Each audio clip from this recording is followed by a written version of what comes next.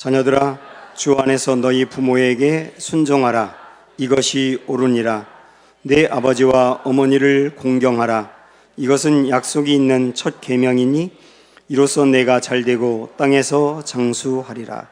또 아비들아, 너희 자녀를 노엽게 하지 말고 오직 주의 교훈과 훈계로 양육하라. 아멘. 네, 주의 둘러보시면서 사랑합니다, 축복합니다 서로 인사하겠습니다. 사랑합니다, 축복합니다.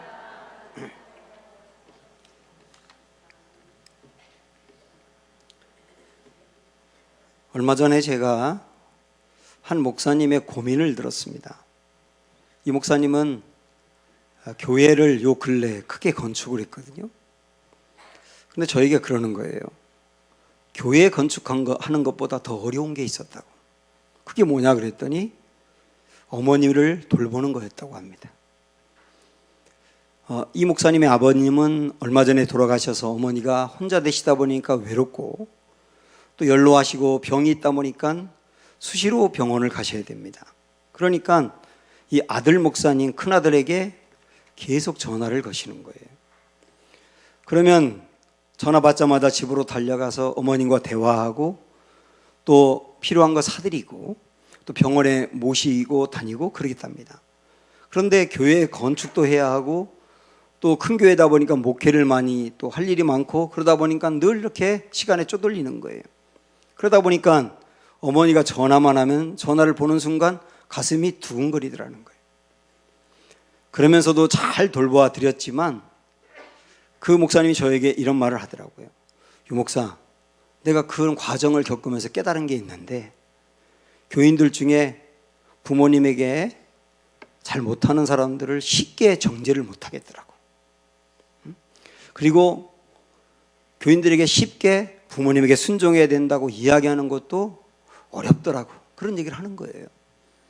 아마 우리 교인들 중에서도 이런 부분에 고민이 있는 분이 있으리라고 생각을 합니다. 아마도 요즘만이 그런 것이 아니고 에베소서 말씀이 쓰여졌던 2000년 전에도 이런 고민이 분명히 있었을 텐데 그럼에도 불구하고 주님은 아주 단정적으로 1절에 이렇게 말씀하십니다. 자녀들아, 주 안에서 너희 부모에게 순종하라. 이것이 옳으니라. 이것이 옳으니라. 더 이상 토를 달지 않고 단정적으로 그냥 말씀하시는 거예요. 순종하는 게 옳은 거다. 이 순종한다는 말은 부모님의 말씀을 경청하며 그대로 행동으로 따른다는 얘기거든요. 외적인 행동을 보이는 거예요. 여기만 이런 말씀이 나오는 것이 아니고 성경 신구약에 수도 없이 많이 나옵니다. 특별히 로마서 1장 말씀을 보면 사람들이 짓는 죄들을 열거하고 있는데 그 죄 중에 부모를 거역하는 죄가 있어요.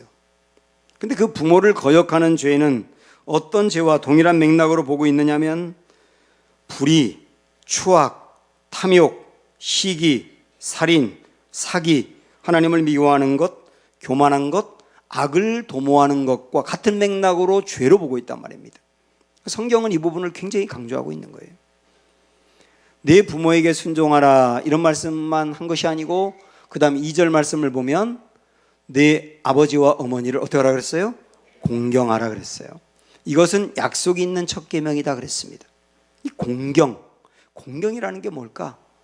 공경이라고 하는 말은 이 원어를 잘 분석을 해보면 내적인 태도를 말합니다. 순종이 외적인 행동을 말한다면 공경은 내적인 태도예요. 그래서 공경이 되어야 순종이 되는 거예요. 이 공경은 여러분이 이해할 수 있도록 쉽게 말씀드리면 부모님의 존재가 내게 얼마나 귀한지를 아는 거예요. 부모님의 존재가 내게 얼마나 귀한지를 아는 것, 이게 공경이라고요. 이런 사람에게 하나님은 2절의 말씀이 뭐라고 그랬냐면 이 공경하라고 하는 말씀은 약속이 있는 첫 계명이다 그랬거든요. 이게 무슨 말이냐면 10계명에 보면 1번부터 4번까지는 하나님에게 어떻게 해야 되는지 나와 있고 5번부터 10번까지는 사람에게 어떻게 해야 되는지 나와 있는데 사람에게 어떻게 해야 되는지 나와 있는 것 중에 제일 첫 번째 나온 게 내 부모에게 공경하라. 그런 맥락에서 첫 계명이라고 말씀한 겁니다. 사람에게 잘해야 되는 것 중에 제일 중요한 거는 부모에게 공경하는 것이다 그런 얘기입니다. 그러면 부모님이 내게 얼마나 가치 있는 분인지를 알아야 순종이 된다 그랬는데, 그럼 이 시간 한번 생각을 해볼까요? 여러분 부모님이 여러분에게 얼마나 가치 있는 분입니까? 나를 위해 희생해 준 것, 아낌없이 다 내어준 것 우리가 알고 있어요. 그런데 이 시간에 우리가 한번 이 생각을 해봤으면 좋겠어요. 부모님이 내게 얼마나 가치 있는 분이냐. 제가 히랍의 신화 이야기를 하나 드릴게요. 선원들이 배를 타고 바다를 항해합니다. 그런데 한창을 가다 보면 한 지점에 이르렀을 때 노랫소리가 들리는 거예요. 여인들의 기가 막힌 노랫소리가 들리는데, 그 노랫소리가 들리면 선원들이 홀딱 빠져버리는 거예요.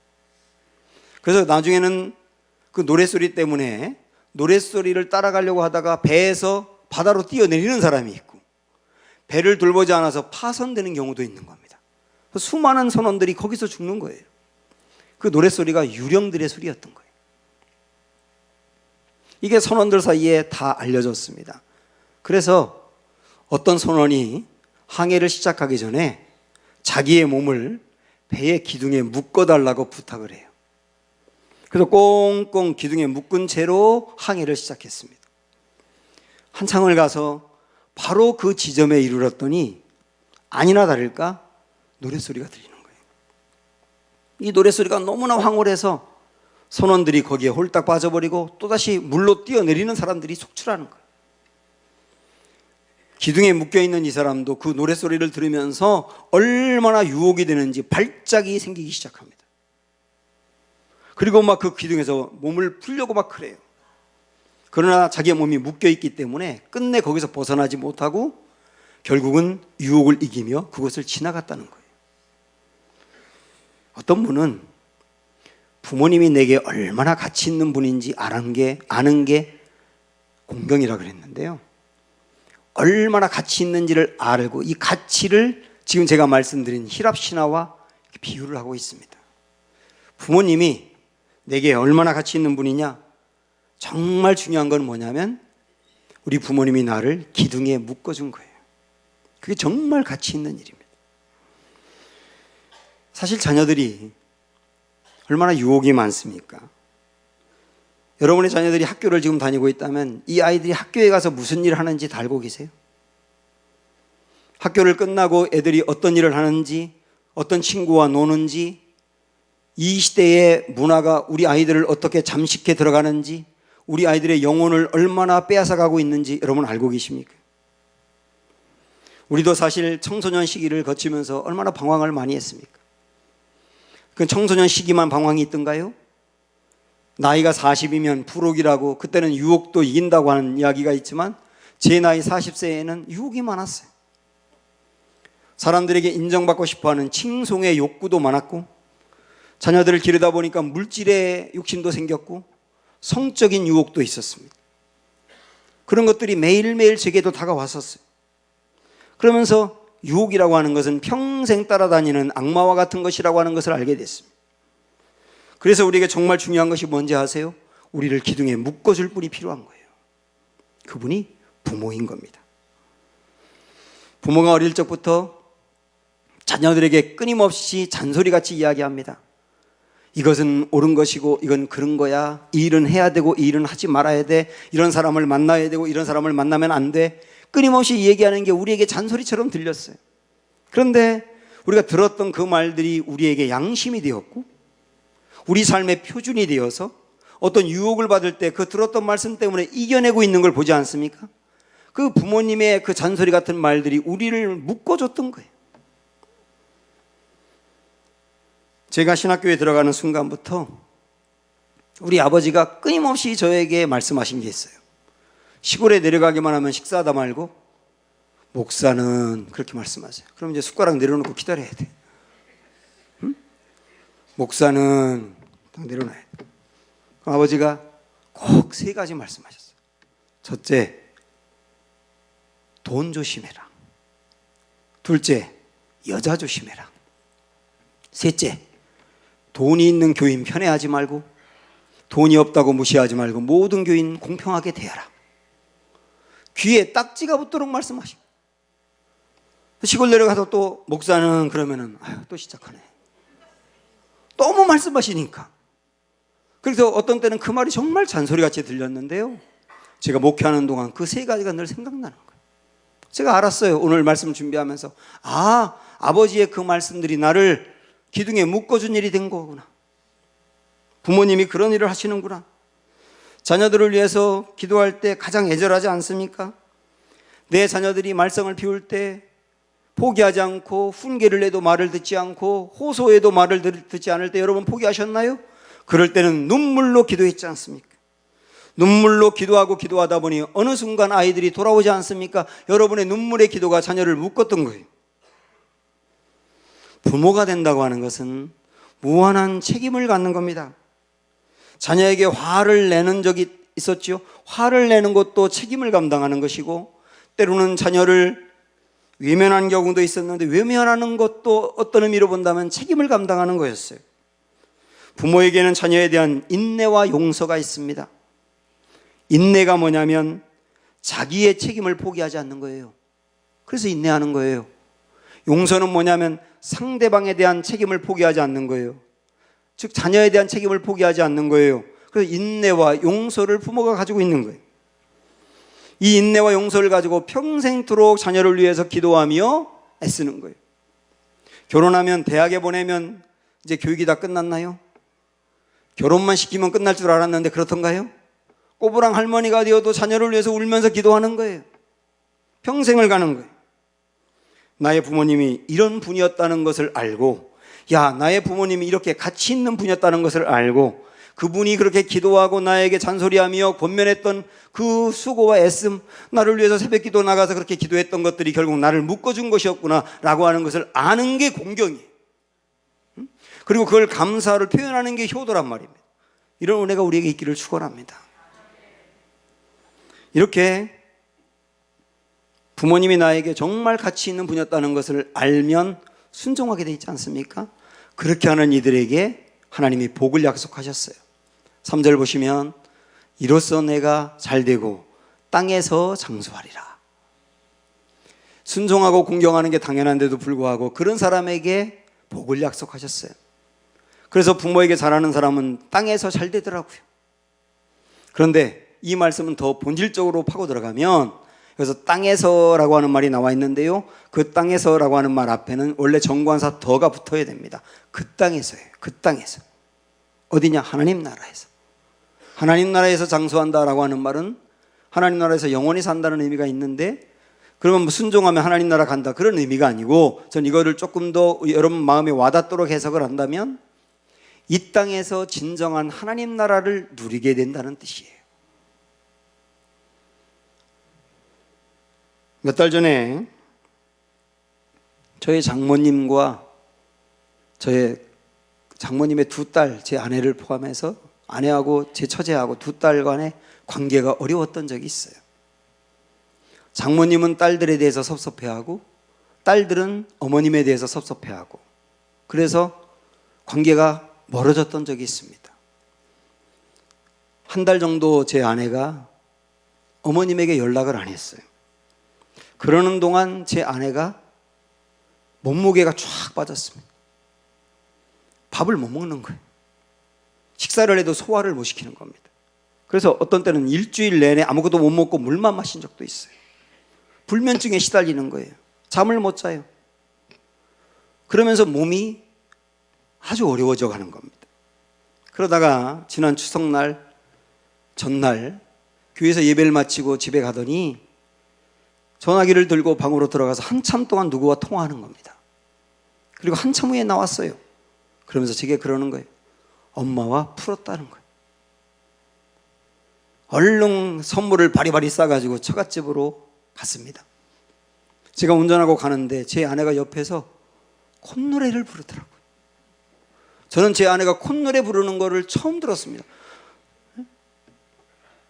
코 고는 거는 제가 들어봤어도 콧노래 부르는 건 내가 처음 들었어요. 콧노래를 부르는 거예요. 자기가 부르려고 부른 게 아니라 그냥 나온 거죠. 그 마음에 천국이 임하기 시작한 거예요. 엄마와의 관계가 어려울 때 그 마음이 지옥이었는데 엄마와의 관계가 풀리니까 그 마음이 천국이 임하더라 말이에요. 제가 오늘 말씀 준비하면서 그때 생각이 난 거예요. 아, 그렇구나. 부모에게 순종하고 공경하는 사람, 이 땅에서 진정한 하나님 나라를 누린다는 게 딱 맞는 거고. 사실 나의 부모님뿐만 아니라 우리 교회의 어른들도 부모님들이나 마찬가지입니다. 제가 우리 교회에 와가지고 지금까지 계속 외친 게 다음 세대, 다음 세대. 다음 세대 살려야 된다. 다음 세대 부흥의 세대로 만들어야 된다.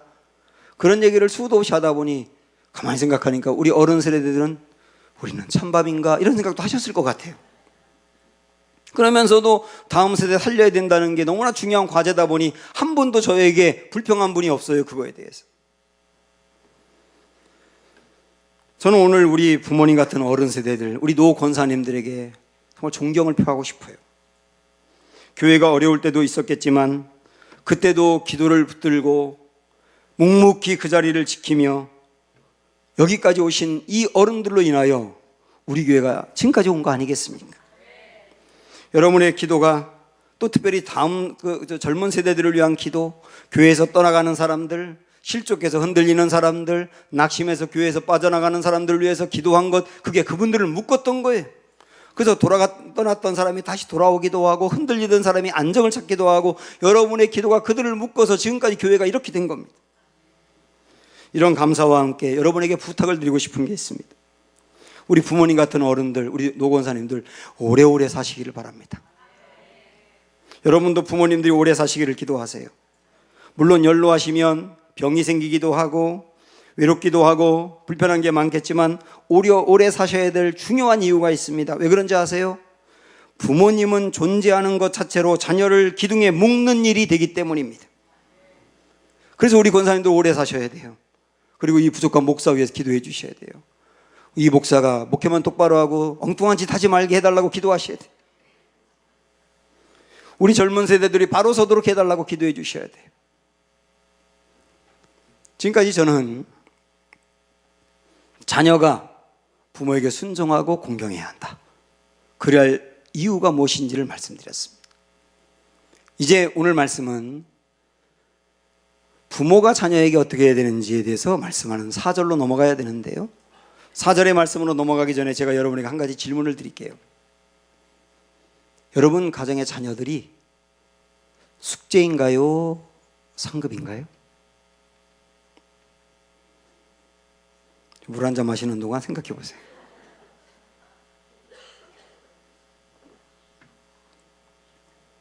숙제입니까? 상급입니까?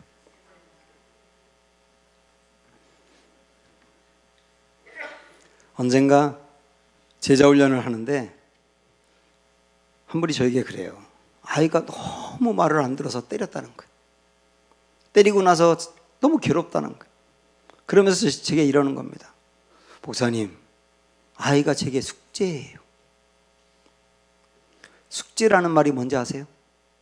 정말 부담되는데 포기할 수 없고 꼭 결국은 풀어야 되는 문제잖아요. 포기하는 건 숙제는 아니에요. 포기할 수 없고 풀어야 되는 게 숙제인 거예요. 자녀가 숙제인 거예요. 여러분의 자녀도 숙제라고 생각될 때가 있었죠. 저도 우리 아이들 키우면서 숙제라고 생각한 적이 있었어요. 그런데 이분이 내 자녀가 숙제다라고 생각했었는데 부모 학교라고 하는 책을 봤더니 거기에 이런 말이 있더랍니다. 자녀는 숙제가 아니고 상급이다. 그때 화가 났더래요. 상급은 무슨 상급? 말을 잘 들을 때나 상급이지. 내가 재 낳고 미역국 먹었나 하고 후회한 적도 있었는데 무슨 상급이야. 무자식이 상팔자라는 말이 딱 맞는데 뭐가 상급이야. 이런 생각이 들기도 하더랍니다. 그런데요, 자녀는 상급이에요. 왜냐하면 하나님이 우리에게 주신 것은 다 상급이거든요. 그래서 하나님이 우리에게 자녀를 주었다면 그 자녀가 상급 맞아요. 그런데 지금은 숙제 같아요. 그래서 우리는 지금 숙제 같은 그 자녀가 진짜 상급이 되기 위해서 어떻게 해야 될까? 그걸 보려고 하는 겁니다. 그 숙제 같은 자녀를 상급의 자녀로 바뀌도록 하기 위해서 우리에게 주신 매뉴얼 같은 말씀이 4절이에요. 4절 볼까요? 시작. 또 아비들아, 너희 자녀를 노엽게 하지 말고 주의 교훈과 훈계로 양육하라. 두 가지인데요. 하나는 좀 부정적으로 노엽게 하지 말라예요. 하나는 긍정적으로 주의 교훈과 훈계로 양육하라예요. 두 가지를 말씀하셨어요. 노엽게 하지 말라는 말이 뭘까? 노엽게 하지 말라는 이 말씀을 골로새서에 있는 말씀으로 이해해 봤어요. 왜냐하면 에베소서와 골로새서는 자매서신이라고 말할 정도로 상당히 비슷합니다. 그래서 때로는 에베소서 말씀을 읽다가 이해가 안 되면 골로새서를 보면 이해되는 경우도 많아요.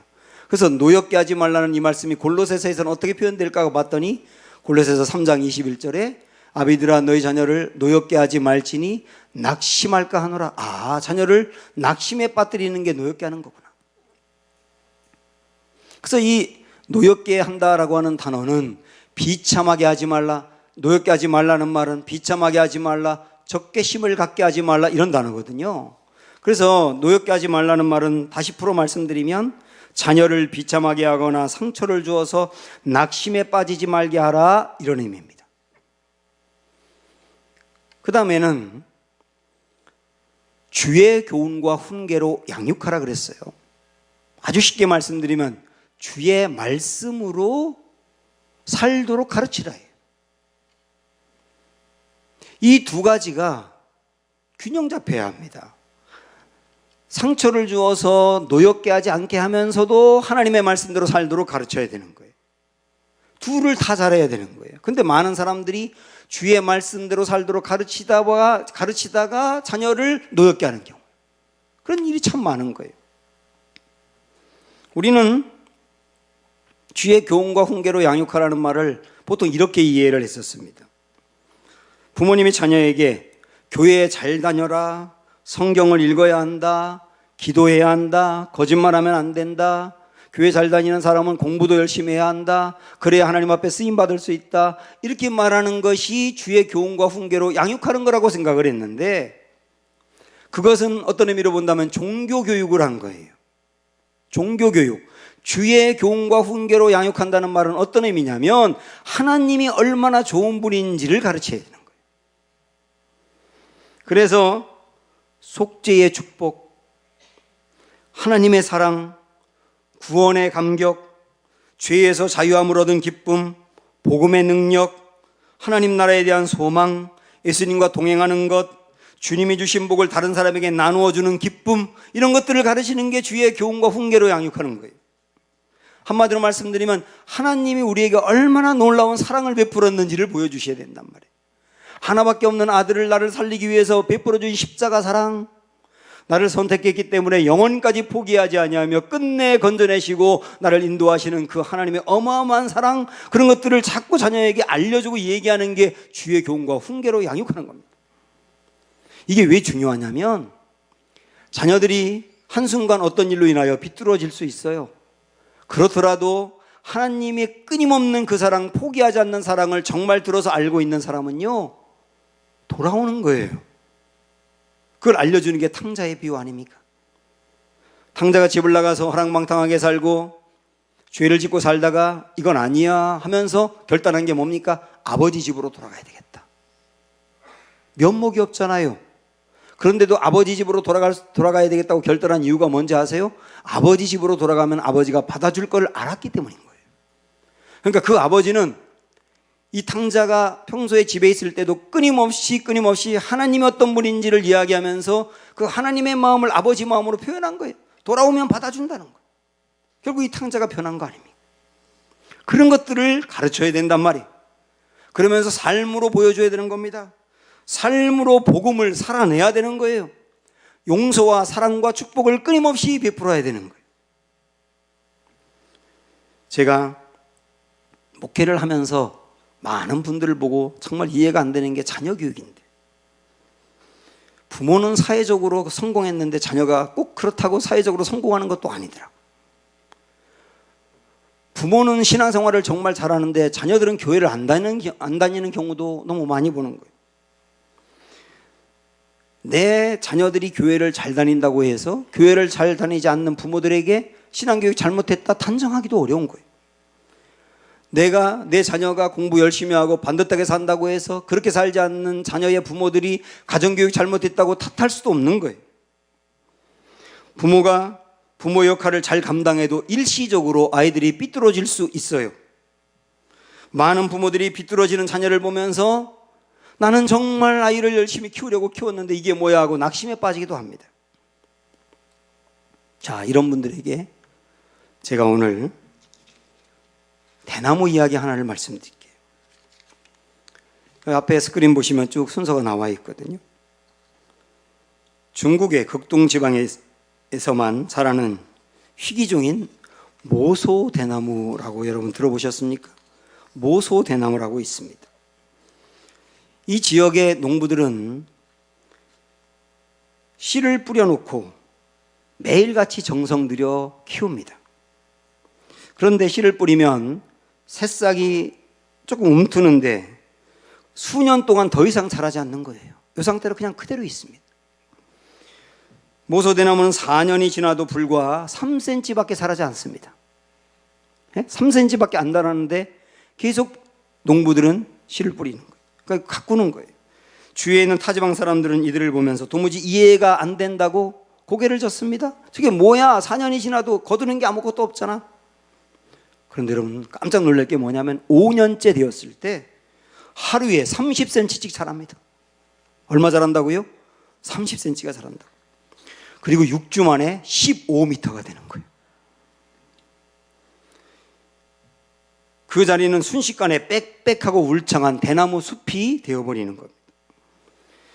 4년 동안 3cm밖에 자라지 않던 이 모소대나무는 5년 후부터 그야말로 폭발적인 성장을 거두게 된 겁니다. 그럼 4년 동안 뭐 했을까요? 뿌리를 내렸던 거예요. 4년 동안 모소대나무는 땅속에 수백 미터에까지 뿌리를 내리는 일을 했던 겁니다. 우리 주변에도 이런 사람들이 있어요. 죽어라 노력하는데 눈에 띄는 성과를 보이지 못하는 사람들. 남들이 알아주지 않아도 끝까지 무슨 일에 매달리고 있는 사람들. 우리는 이들을 보면서 불쌍히 여기거나 바보라고 생각을 합니다. 하지만 이들은 성장하지 않는 것이 아니라 아주 깊고 단단한 뿌리를 내리고 있는 겁니다. 여러분도 무언가를 주거나 하는데 눈앞에 성과가 보이지 않는다고 겁먹지 마세요. 여러분은 지금 성장하지 않는 것이 아니라 뿌리를 내리고 있는 중입니다. 여러분의 자녀도 그렇게 보셔야 되는 거예요. 내가 정말 노력하고 키웠는데 아이들이 열매를 거두는 게 없어 보이더라도 이 아이들이 끝난 것이 아니라 지금 뿌리를 내리고 있다, 이렇게 이해하셔야 합니다. 어떤 사람이 이 모소대나무가 자라는 그 마을에 가서 이런 이야기를 쭉 어떤 노인으로부터 들었답니다. 그 노인이 이 사람에게 마지막으로 해준 이야기가 이거예요. 우리가 심은 건 모소라는 대나무라네. 이 대나무는 뿌리가 먼저 땅속으로 멀리 뻗어나가지. 그렇게 계속 뿌리만 키우다가 5년이 지나고 나서야 죽순이 보인다네. 5년이라는 시간은 대나무에게 준비의 기간이었던 거야. 그러면서 모름지기 준비하지 않음은 탓할 수 있어도 준비하는 시간은 탓하면 안 된다네. 준비하지 않는 것은 탓할 수 있어도 준비하는 시간은 탓하면 안 된다네. 준비하는 기간에 열매가 없다고 탓하면 안 되고 그때는 그저 기다려줘야 되는 거예요. 여러분의 자녀를 대나무라고 이해해 보세요. 끊임없이 물을 공급해 주어야 합니다. 지금 열매가 없어도 끊임없이 물을 공급해 줘야 됩니다. 그러면서 우리는 기대하는 거예요. 뿌리를 내리고 있구나. 끊임없이 물을 공급해 줘야 되는데 이 물이 뭔지 아세요? 사랑의 물이라는 거예요. 우리가 존경하는 이순신 장군은 여러 번 시험에 낙방하다가 32살이 돼서야 시험에 처음으로 합격했어요. 그때 당시에 평균 연령이 40세였어요. 평균 연령이 40세인데 32살에 시험에 합격했다고. 그것도 그 집안 대대로 문과 집안인데 무과에 합격한 거예요. 만약에 부모님들이 네가 왜 우리 집안은 문과 집안인데 무과에 합격하려고 군인이 되려고 하느냐고 막았다면 조선은 어떻게 됐을까요? 세계적인 발레리나 강수진 씨 아시죠? 이 사람은 14살에 발레를 시작했습니다. 발레 학교에서 가장 발레를 못한다는 말을 듣기도 했어요. 그런데 22살에 세계적인 슈투트가르트 발레단에 들어가게 됩니다. 그리고 10년 후에 프리마 발레리나로 등극하게 됩니다.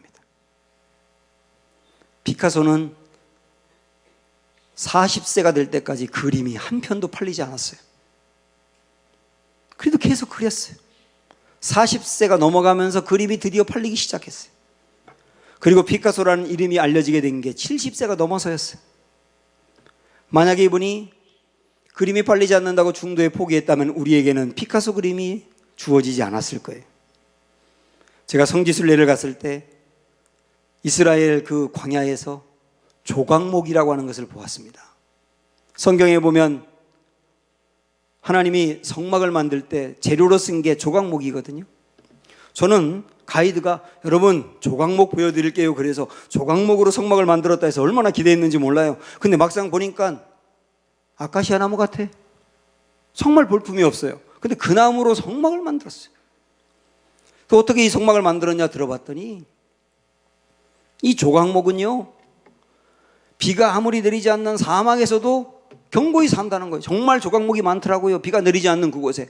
어떻게 이게 가능하냐 봤더니 조각목은 밑으로 뿌리를 10m까지 내린답니다. 그리고 옆으로 무려 긴 거는 얼마나 가냐면 200m까지 뿌리를 뻗어간대요. 뭘 찾아서? 물을 찾아서. 어떻게 해서든 물을 찾아서 뿌리를 내려가지고 사는 거예요. 그 뿌리를 내려가며 살기 위해서 뻗어나가고 뻗어나가는 과정은 안 보여. 땅속에서 이루어지니까. 그러나 그게 있었기 때문에 그 비가 내리지 않는 사막에서도 사는 거예요. 저는 우리의 자녀들이 지금은 보이지 않지만 뿌리를 내리고 있다고 이해한다면 기다려줄 수 있지 않을까 싶어요. 여러분 중에서도 노력하는데 열매가 나타나지 않는다 해서 포기하지 말고 지금 나는 뿌리를 내리고 있고 결국 언젠가는 생명력 있게 일어날 거라고 믿고 가셔야 되는 거예요. 사랑하는 여러분, 데이비드 엘킨이라고 한 사람이 한 말을 한번 들어보세요. 21세기는 급격한 변화의 시대입니다. 앞으로 아이들이 살아갈 시대는 예측하기 더욱 어렵습니다. 그러나 이 두 가지를 꼭 인식하면 잘 키울 수 있을 겁니다. 하나는 자기 아이들을 이 세상에서 가장 소중하게 여기고 사랑을 보여주어야 합니다. 끊임없이 사랑을 주기만 하면 반드시 주님이 원하는 대로 잘할 것입니다. 또 하나는 내 아이가 부모의 희망과 뜻대로 자라지 않을지라도 끝까지 아이를 믿고 돕는 부모가 되는 것입니다. 두 가지 말씀을 마지막으로 보고 싶은데요. 하나는 시편 40편의 말씀. 자, 같이 보세요. 시작. 내가 여호와를 기다리고 기다렸더니 귀를 기울이사 나의 부르짖음을 들으셨도다. 나를 기가 막힐 웅덩이와 수렁에서 끌어올리시고 내 발을 반석 위에 두사 내 걸음을 견고하게 하셨도다. 우리 자녀들을 놓고 본다면 여러분 부모님들 자녀를 위해서 얼마나 기다리고 기다렸습니까? 기다리고 기다리며 얼마나 기도하셨습니까? 하나님이 끝내 귀를 기울이사 그의 부르짖음을 들으실 겁니다. 어떤 때 나의 자녀들이 수렁에 빠진 것 같을 때가 있어요. 웅덩이에 빠지는 것 같을 때가 있어요. 그때도 포기하지 않고 기도하면 하나님이 그 웅덩이에서 건져내서 반석으로 인도하신대요. 두 번째 말씀 볼까요? 시작. 눈물을 뿌리며 씨를 뿌리는 자는 기쁨으로 거두리로다. 울며 씨를 뿌리러 나가는 자는 반드시 기쁨으로 그 곡식단을 가지고 돌아오리로다. 자녀를 위해서 지금 눈물 뿌리며 눈물 흘리며 씨를 뿌리고 있나요? 어떤 분들은 기도의 씨, 사랑의 씨, 힘들고 어려운 가운데 아이들을 가르치는 노력의 씨, 자녀로 인해 우는 씨, 이런 씨들을 뿌리는 부모들 얼마나 많습니까? 주님 약속하십니다. 눈물을 흘리며 씨를 뿌리는 사람 반드시 거두리로다. 자녀를 위해서 그렇게 눈물로 씨를 뿌린 여러분 반드시 거둔다고 주님이 약속하십니다. 이 말씀을 붙들고 계속 씨를 뿌리세요. 이렇게 사랑으로 걸어감으로 말미암아 지금은 나의 자녀가 숙제 같더라도 반드시 하나님의 상급으로 변화시키는 은혜가 있기를 주님의 이름으로 축복합니다. 나를 지으신